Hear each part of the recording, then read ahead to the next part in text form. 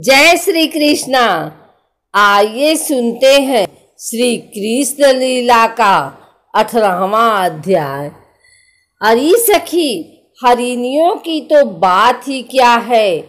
स्वर्ग की देवियां जब युवतियों को आनंदित करने वाले सौंदर्य और शील के खजाने श्री कृष्ण को देखती हैं, तब उनके चित्र विचित्र आलाप सुनकर वे अपने विमान पर ही सुध बुध खो बैठती हैं, मूर्छित हो जाती हैं। यह कैसे मालूम हुआ सखी? सुनो तो, जब उनके हृदय में श्री कृष्ण से मिलने की तीव्र आकांक्षा जग जाती है, तब वे अपना धीरज खो बैठती हैं, बेहोश हो जाती हैं। उन्हें इस बात का भी पता नहीं चलता कि उनकी चोटियां में गुथे हुए फूल पृथ्वी पर गिर रहे हैं। यहाँ तक कि उन्हें अपनी साड़ी का भी पता नहीं रहता, वह कमर से खिसककर जमीन पर गिर जाती है। अरे सखी, तुम देवियों की बात क्या कह रही हो? इन गौओं को नहीं देखती? जब हमारे कृष्ण प्यारे अपने मुख से बांसुरी में स्वर भरते हैं और गौएं उनका मधुर संगीत सुनती हैं, तब ये अपने दोनों कानों के दोने संभाल लेती हैं, खड़े कर लेती हैं और मानो उनसे अमृत पी रही हों, इस प्रकार उस संगीत का रस लेने लगती हैं। ऐसा क्यों होता है सखी? अपने नेत्रों के द्वार से श्याम सुंदर को हृदय में जाकर वे उन्हें वहीं विराजमान कर देती हैं और मन ही मन उनका आलिंगन करती हैं। देखती नहीं हो, उनके नेत्रों से आनंद के आंसू छलकने लगते हैं और उनके बछड़े बछड़ों की दशा तो निराली हो जाती है।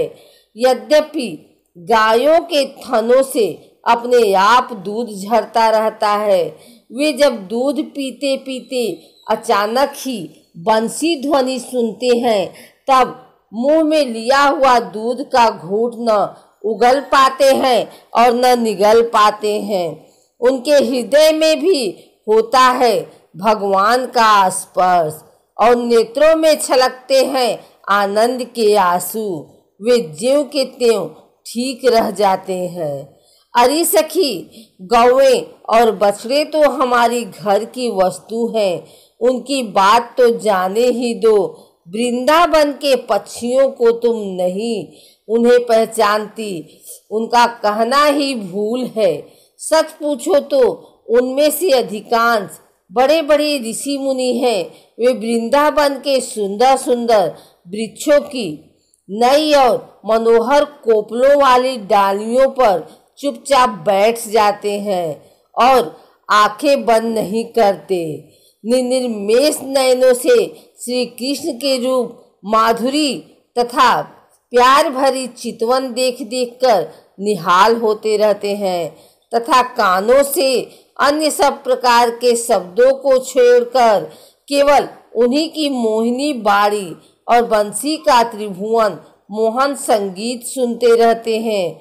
मेरी प्यासी सखी, उनका जीवन कितना धन्य है। अरे सखी, देवता गौओं और पक्षियों की बात क्या करती हो? वे तो चेतन हैं। इन जड़ नदियों को नहीं देखती? इसमें जो भंवर दिख रहे हैं, उनसे इनके हृदय से श्याम सुंदर से मिलने की तीन आकांक्षा का पता चलता है। उसके वेग से ही तो इनका प्रवाह रुक गया है। इन्होंने भी प्रेम स्वरूप श्री कृष्ण की वंशी ध्वनि सुन ली है।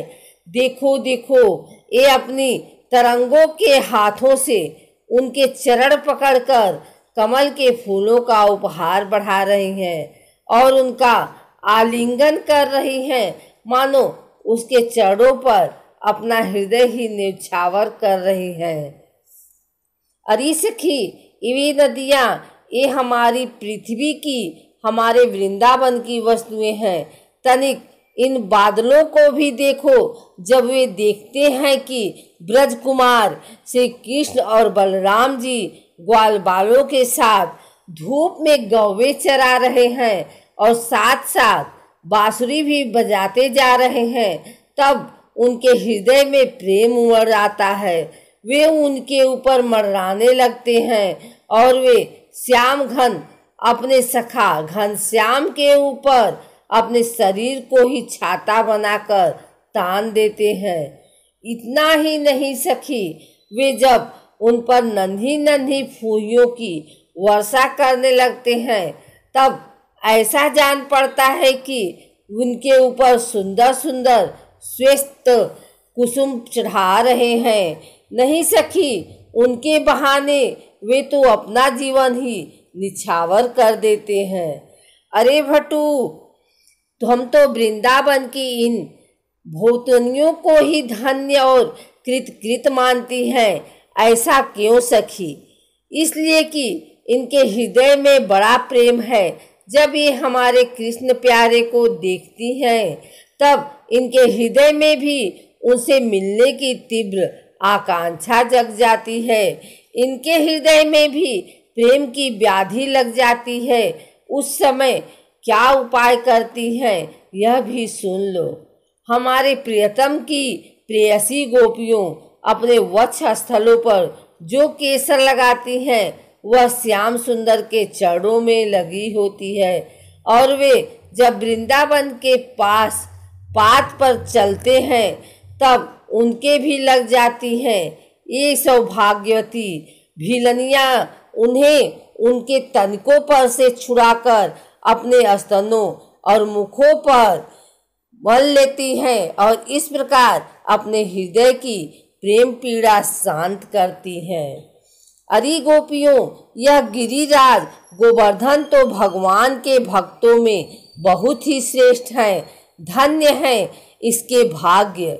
देखती नहीं हो हमारे प्राण वल्लभ श्री कृष्ण और नैनाभिराम बलराम के चरण कमलों का स्पर्श प्राप्त करके यह कितना आनंदित रहता है। इसके भाग्य की सराहना कौन करे? यह तो उन दोनों का ग्वाल बालों और गौओं का बड़ा ही सत्कार करता है। स्नान पान के लिए झरनों का जल देता है, गौओं के लिए सुंदर हरी हरी घास प्रस्तुत करता है, विश्राम करने के लिए कंदराएं और खाने के लिए कंदमूल फल देता है। वास्तव में यह धन्य है।